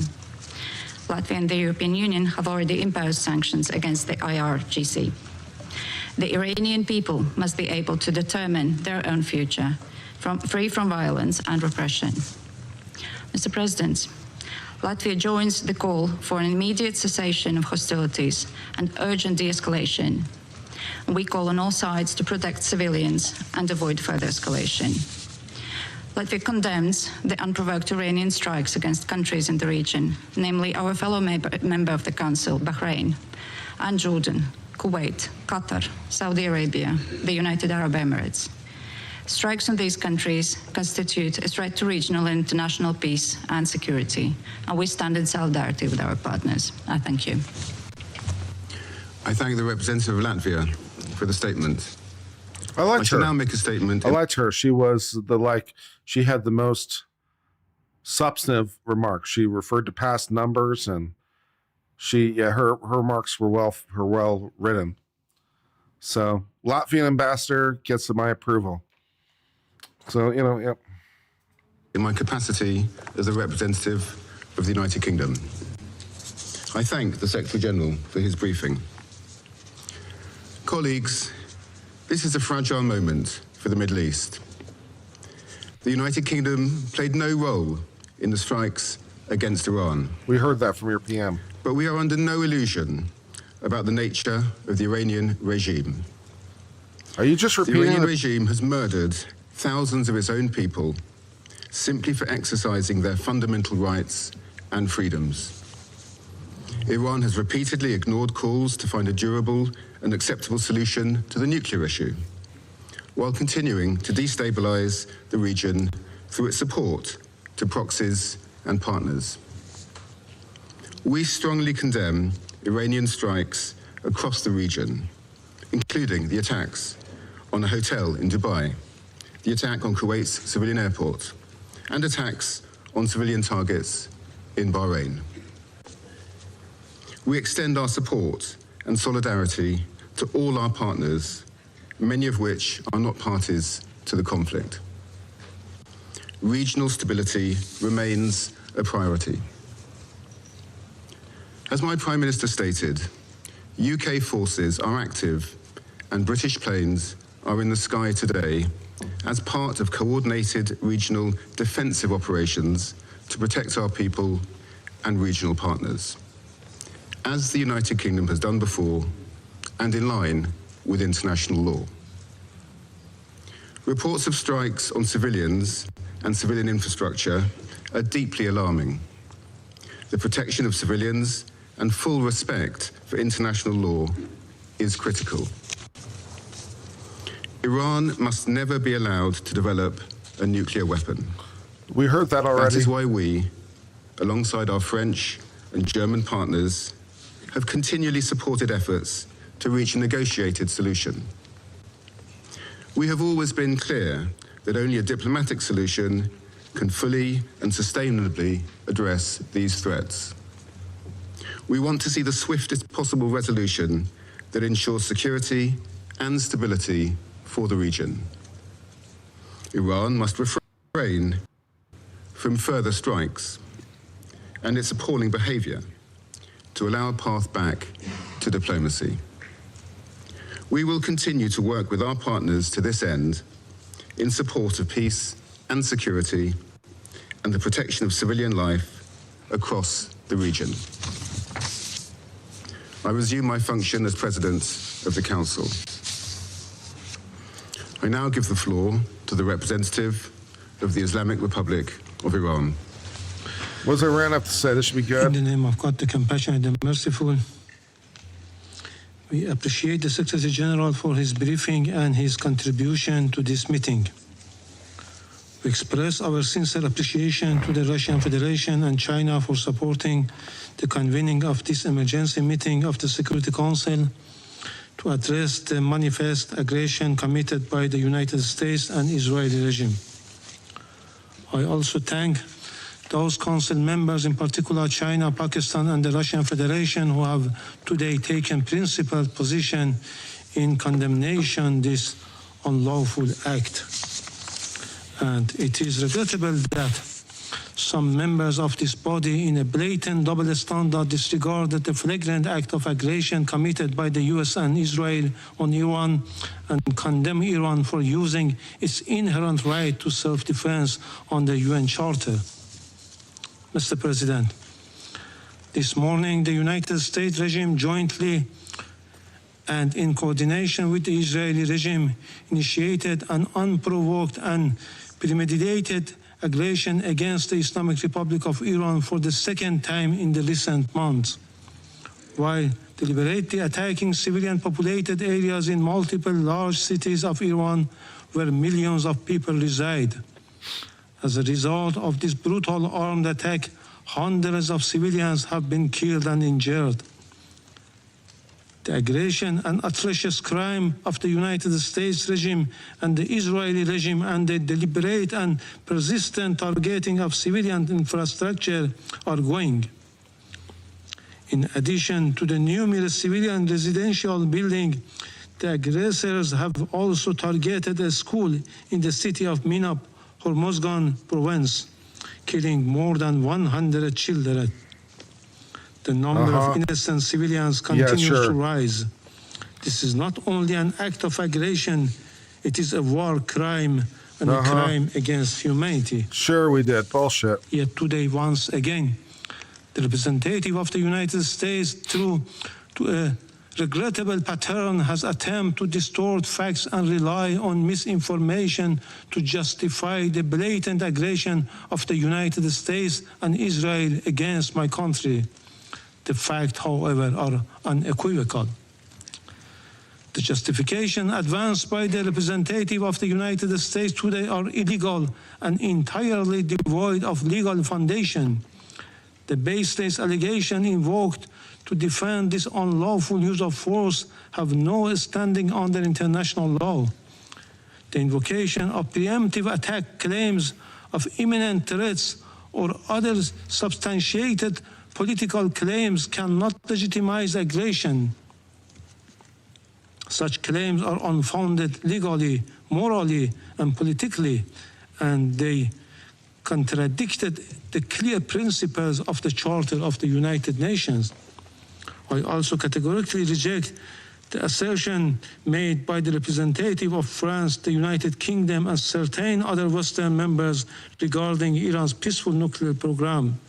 These claims lack a factual and legal basis. Mr. President, distinguished colleagues, the President of the United States and the Prime Minister of the Israeli regime have openly claimed responsibility for this act of aggression and have explicitly articulated regime change as their objective, an unmistakable admission of their intent to violate Iran's sovereignty and territorial integrity. The President of the United States has falsely described this aggression as necessary to neutralize an imminent threat to the American people. This is nothing more than a deliberate attempt to mislead the international community and the U.S. public opinion and manufacture consent for unlawful war. Similarly, the representative of the United States has cynically sought to mislead this Council. Yet history provides ample documentation that the foreign policy of the United States has repeatedly relied on unlawful force, covert intervention, and political manipulation to alter the governments of other member states. This record is well established. The reality is clear and undeniable. What is taking place today against my country by the United States and the terrorist regime of Israel is a blatant act of aggression, a full-fledged violation of international law. No justification, no accusation, no narrative of disinformation can legitimize or excuse this manifest crime and aggression. Mr. President, we have communicated on several occasions with this Council and the Secretary General about warmongering statement and interfering actions in the internal affairs of Iran by the President of the U.S. in a blatant violation of the UN Charter and international law, and called for the Council action. Regrettably, all were unanswered. The issue before the Council is straightforward: whether any member state may, including a permanent member of this Council, through the use of force, coercion, or aggression, determine the political future of another state or impose control over its affairs. International law and the Charter are explicit on this matter. Article 2, Paragraph 4 of the Charter categorically prohibits the threats of use of force against the territorial integrity or political independence of any state. Mr. President, against this backdrop, I would like to make the following points. 1. What is occurring against my country is a clear act of aggression. It is an open armed aggression against the Islamic Republic of Iran. The United States and Israel war today is not merely a war against Iran. It is a war against the Charter of the United Nations, a war against international law, and a war against the international legal order upon which the United Nations and the Security Council have been built for over 8 decades. As the Charter affirms, the United Nations was established to save succeeding generations from a scourge of war. The Charter, adopted in 1945, is founded upon this fundamental principle. Members shall refrain from threat or use of force in international relations. The sole exception is the inherent right of self-defense under Article 51, and only in the event of an armed attack The military aggression carried out by the United States and Israel satisfies none of the criteria of lawful self-defense. Accordingly, the action of the United States and Israel constitute a manifest violation of Article 2, a peremptory norms and a fundamental principle of international law accepted by all member states. Neither the Charter nor international law recognize internal matters of states as justification for the use of force by other states. Were this otherwise, no international legal order could endure. The rule of law would be replaced by the rule of force. 2. In responding to aggression on large-scale war, the Islamic Republic of Iran is exercising its inherent unlawful right of self-defense under Article 51 of the Charter of the United Nations. The armed forces of the Islamic Republic of Iran are utilizing all the necessary defensive capabilities and means to confront this criminal aggression and deter hostile acts. Consequently, all bases, facilities, and assets of the hostile forces in the region shall be regarded as legitimate military objective within the framework of Iran's lawful exercise of self-defense. Iran will continue to exercise its right of self-defense decisively and without hesitation until the aggression ceases in full and unequivocal terms. 3. Iran remains firmly committed to respecting the sovereignty and territorial integrity of its neighboring countries. Under no circumstances will we target the sovereignty, people, or interests of our neighboring countries in the Persian Gulf. Our legitimate response have been directed solely and exclusively at the bases and assets of the hostile government of the United States that operate beyond the control of the host states. I want to go to the gym. Priority has been given to the targets that diminish the aggressor capability and capacity to continue its malign actions. We had previously and formally conveyed this warning to the Secretary General and the Security Council. 4. Despite continuous U.S. hostile policy, we were sincerely and seriously pursuing the path of diplomacy and dialogue to reach a just, fair, and sustainable agreement. Yet, for the second time in the midst of the negotiation, the United States betrayed diplomacy and resorted to force and launched an attack against my country in blatant violation of Charter of the United Nations, presently interfering in Iran's internal affairs. They are even calling on the people to riot against their own government. The recent record of the United States toward Iran is equally clear. Since January 2025, the U.S. administration reinstated the hostile approach, including the policy of so-called maximum pressure and economic strangulation through sweeping sanctions. The General Assembly has repeatedly voted by overwhelming majorities against such unilateral coercive measures. The objective of these illegal measures has been transparent, unconditional surrender. Despite repeated warning by Iran to the Secretary General and the Council regarding serious violation of the Charter by a permanent member, the Council has regrettably failed to discharge its primary responsibility, allowing the erosion of the rule of law in favor of the rule of force. 5. Just as the Israeli regime succeeded in dragging the United States into the quagmire of war with Iran, the United States in turn is deliberately seeking to expand the scope of the conflict by exploiting spaces in the Persian Gulf region. The hostile U.S. government dream of swallowing Iran and forcing the Islamic Republic of Iran into submission will never be realized. This war, before being a contest of military equipment and advanced technologies, is a battle of wills.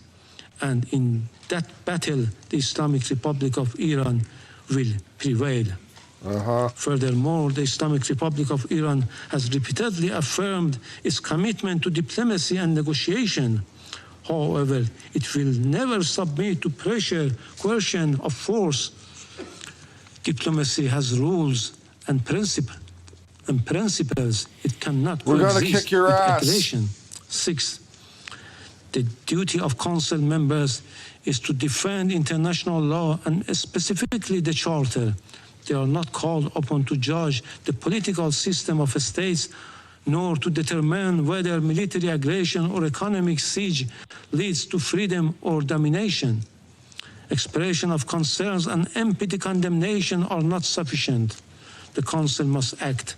Pursuant to Article 39 of the Charter, the Security Council must immediately determine the United States and Israeli regime have committed an act of aggression and demand the immediate cessation of its unlawful use of force, including any explicit or implicit threats against Iran, and require binding assurance of non-repetition.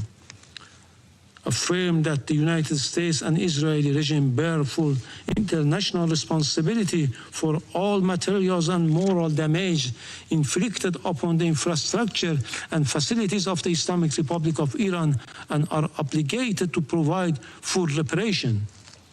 Let me conclude, Mr. President, with a simple and undeniable truth. Israel and the United States have attacked Iran. They have violated international law and the Charter of the United Nations. They must be held accountable. So long as this aggression continues, Iran will continue to exercise its inherent right of self-defense firmly, proportionately, and without hesitation until the aggression ends. The Security Council must act now and stop this act of aggression immediately. Silence is complicity in this crime. I thank you. I thank the representative of the Islamic Republic of Iran for the statement, and I give the floor to the representative of Israel. Mr. President, for 47 years, the Islamic regime in Iran has led crowds in chanting March Bar Israel, March Bar America. Mr. Iravani, do you want to translate these chants? Your leaders have been chanting it for years in public events, in your parliament. March Bar Israel, March Bar America.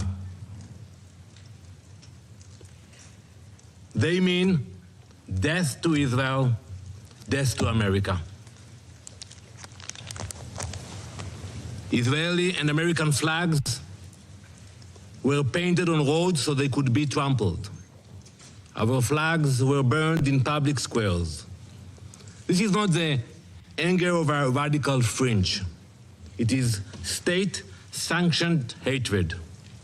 And while those March Bar chants echoed, uranium was enriched, centrifuges span, missiles were built, facilities were buried deep underground. It was never just empty rhetoric. It was preparation for action.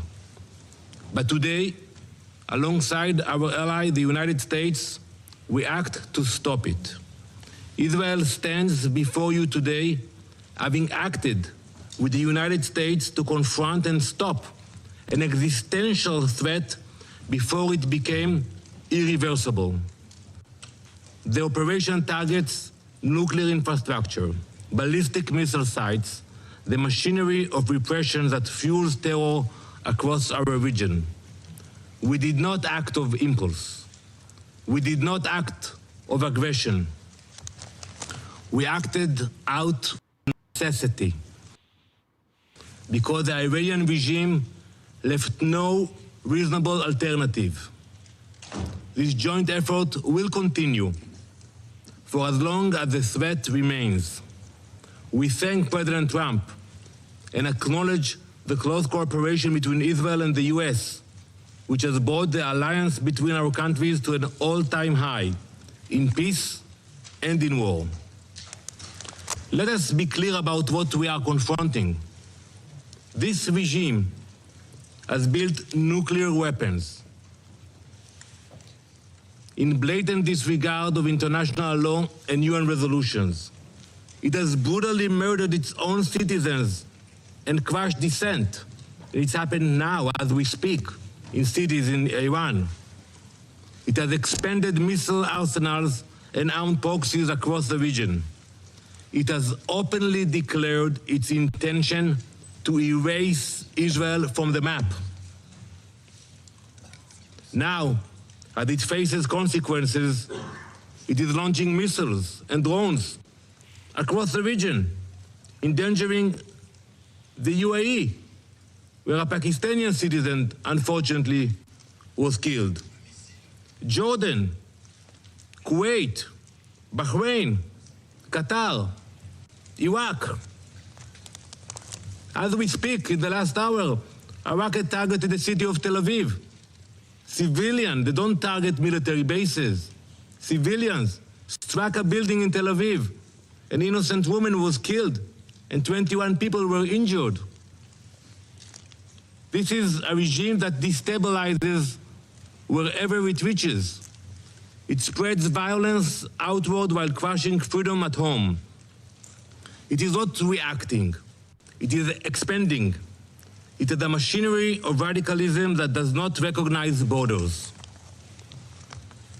Mr. President, diplomacy was exhausted.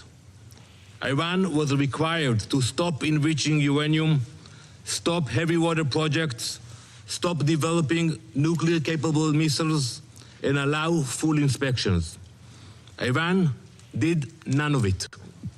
Instead, it fortified its nuclear facilities so we cannot get to them, accelerated missile production, and continued to fund terror.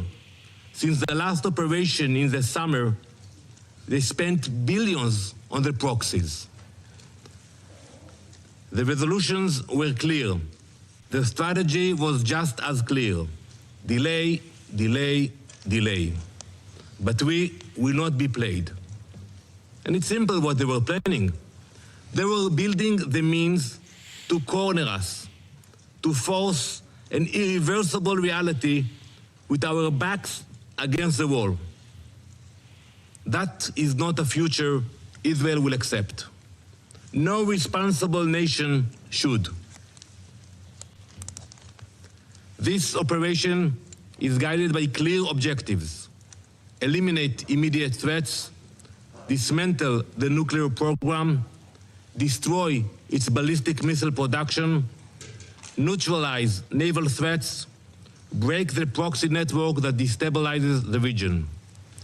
The operation was carried out in order to protect the people of Israel within the framework of the ongoing armed conflict between Israel and Iran, in line with the UN Charter and in accordance with international law. Our forces stand ready to stop extremism armed with nuclear weapons. To the soldiers of the IDF, our boys and girls, my son, my daughter, we salute you. You stand like lions defending our people. An entire nation stands behind you. We have heard the condemnation from few member states, from the Secretary General. But we all know that escalation did not begin today. It began when Iran armed proxies and exported terror, expanded missiles and drones, advanced its nuclear program in violation of its commitments, turned on its own people, beating, imprisoning, executing. Where was the outrage of the UN? Where were the consequences? Now, Israel acts to prevent an irreversible threat, and the condemnation is immediate. This is the definition of hypocrisy. Some call this aggression. We call it necessity. We call it survival. Mr. President, history has taught us never to ignore those who openly call for our destruction. When a regime says it will destroy Israel, when it chants death to Israel, when it promises to wipe Haifa and Tel Aviv off the map, we believe it. We genuinely believe it when we see those hundreds of ballistic missiles that they are launching to Israel. We believe the threats. We do not ignore them. We do not gamble with our survival. We act. Now let me address the brave people of Iran. You are not our enemies. This operation is not directed at you. It is directed at a regime that has silenced you, imprisoned you, and invested in missiles and uranium while your economy suffers. You deserve better. It is this regime, the Basij, the Revolutionary Guard, who have dragged your country into isolation. The world does not fear a free Iran. It fears a radical regime armed with nuclear weapons and driven by extremism. Your future should not be defined by those who chant for death. As President Trump has said, the Iranian people deserve dignity, security, and the chance to shape their own destiny. We are thinking about you. You are seen. You are not alone. The future of Iran belongs to its people. We stand with you. Mr. President, this week, Jewish families all around the world celebrate Purim. Many Israelis will do so now in a bomb shelter. The story of Purim happened more than 2,500 years ago, in the same place. In ancient Persia, an evil minister by the name of Haman sought to wipe out the Jewish people. And it began with words, with chants. It became a decree.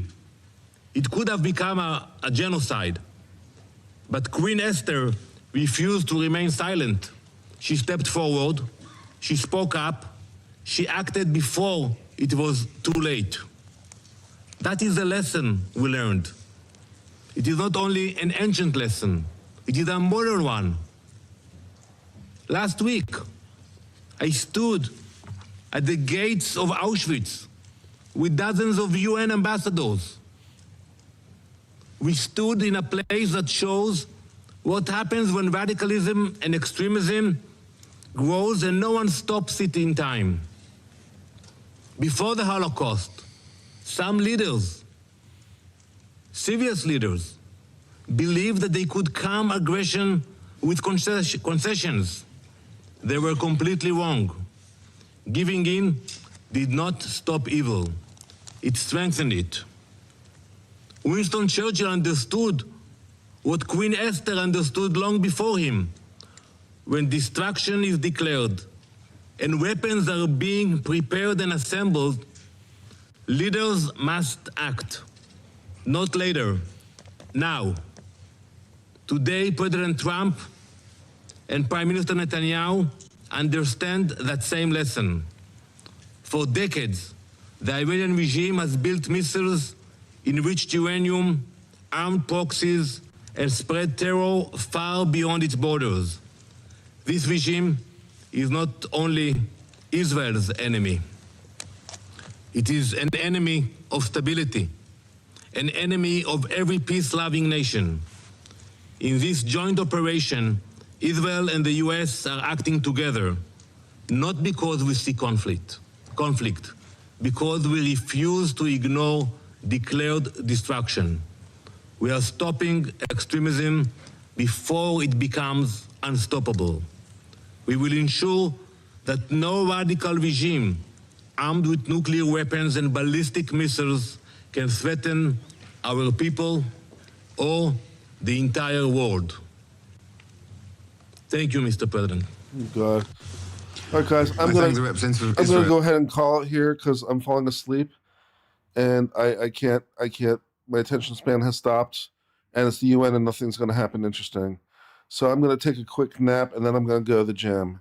And if anything interesting happens, I'll report on it when I get back. But I think that's gonna conclude our stream for now. The U.S. is on the Security Council, so nothing is gonna happen. So there's gonna be some speeches, and nothing's gonna happen. But we'll get into it later. So yeah, until later, my friends, I hope all's well. Cheers for now, my friends, and goodbye.